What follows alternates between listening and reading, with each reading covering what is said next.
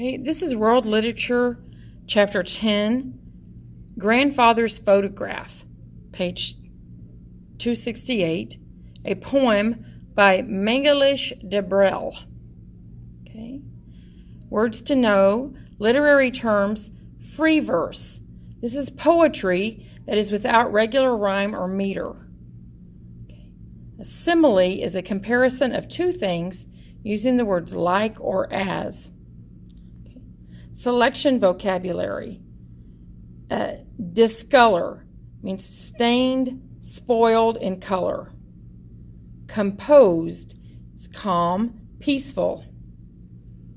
Alms is money given to help the poor. Ordinariness is the state of being common. Many of us have photographs of relatives who look just like us. In the next poem, a young man discovers a photograph of his grandfather. The young man sees too much of himself in the photograph. Okay. Grandfather wasn't fond of being photographed, or didn't find time perhaps. There's just one picture of him, hanging on an old, discolored wall. He sits serious and composed, like a cloud heavy with water. In this simile, what picture do you get of how the grandfather looks?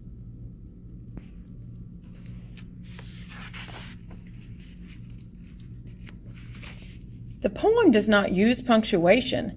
Capital letters show where sentences begin. That is part of free verse poetry. Okay? And then as we read it, I want you to think in your mind, what kind of man is the grandfather? Okay. All we know of grandfather is that he gave alms to beggars, tossed restlessly in sleep, and made his bed neatly every morning.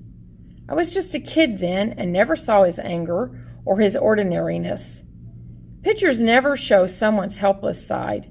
Mother used to tell us that when we fell asleep, surrounded by strange creatures of the night, grandfather would stay awake inside the picture. I didn't grow as tall as grandfather, not as composed or as serious. Still, something in me resembles him, an anger like his, an ordinariness. I too walk with my head bent down, and every day see myself sitting in an empty picture frame. Right? Answer these questions on the back of your vocabulary. Number 1, how did the grandfather feel about having his picture taken?